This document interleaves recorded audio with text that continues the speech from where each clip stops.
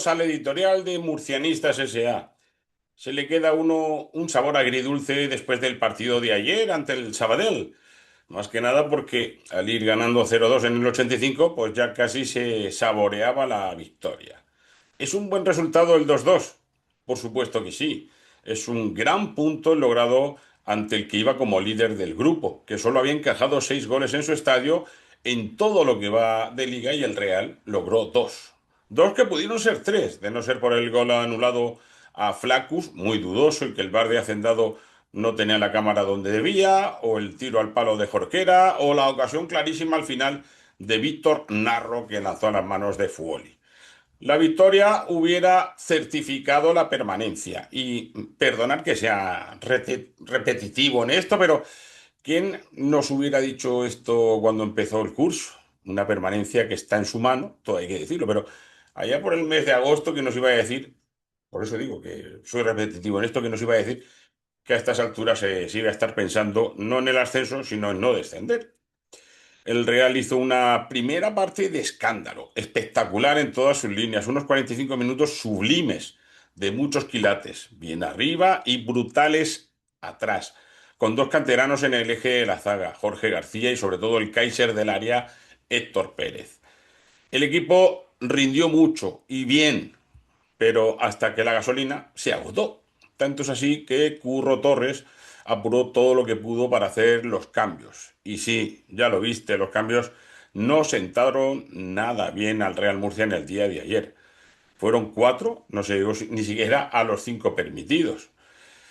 Llegaba el equipo con muchas bajas, hasta Morote se quedó en tierra y tuvo que viajar Pereñíguez como delegado. Curro sabe lo que hay y por eso aguantó todo lo que dio la mata. En el 67 entró Secu por Juan Carlos Real, que estuvo bastante bien. El mediocentro no tanto, nervioso e impreciso, y no me extraña que por eso no juegue en los últimos tiempos. Fue una sombra de lo que proyectaba hace unos meses. Luego Bustos, que tampoco se le vio en el césped tras sustituir a Jorquera, que fue de lo mejor del Real.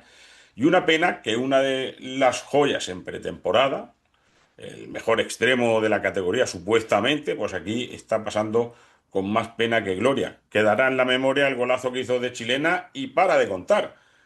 Eso fue en el 74. Solo 3 más tarde llegaron los últimos cambios. El tocado Héctor se marchaba junto a Flacus, que dejaron su sitio, a Isi y a Víctor Narro. Como sé que el partido lo habréis visto, no hay que añadir nada más sobre ellos. Porque visto lo visto, demostrado lo demostrado, poco más puedo añadir. Es cierto que el equipo se echó atrás en la segunda mitad, por la presión del rival, repito que era el líder, y además jugaba en su estadio, y por el propio cansancio acumulado. Mientras hubo gasolina, el equipo rindió muy, muy bien. Y he de elogiar a Mollita, que le hemos dado algún palo que otro. Una vez recuperado de sus lesiones, es un jugador determinante.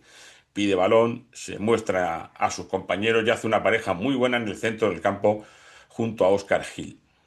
Y como he comentado antes, los cambios restaron más que sumaron. El 1-2 fue inapelable, pero la jugada del penalti de Cristo se podía haber evitado, porque penalti fue, pero fue un penalti absurdo, porque, bueno, ya viste las imágenes.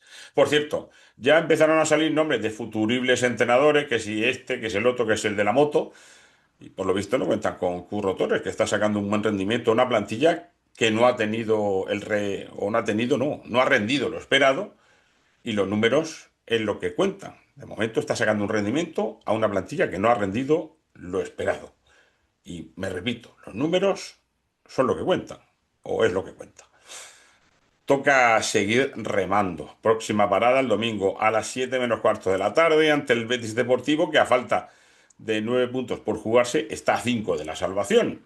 Una victoria murcianista haría que la permanencia se asegurara y a pensar ya en el siguiente proyecto. Un proyecto que espero se haga con sensatez y no se hagan locuras de cambiar a 20, porque, bueno, esos tipos de proyectos sin continuidad ninguna, al final ya sabemos cómo acaban. Pero lo primero ganará el domingo y ya tocará hablar de quién debe quedarse y quién no. Me quedo con el buen partido que vi ayer en esos fantásticos 45 minutos. Y oye, a Pedro Benito hay que empezar a hablar ya con él, para que no se vaya hasta el final.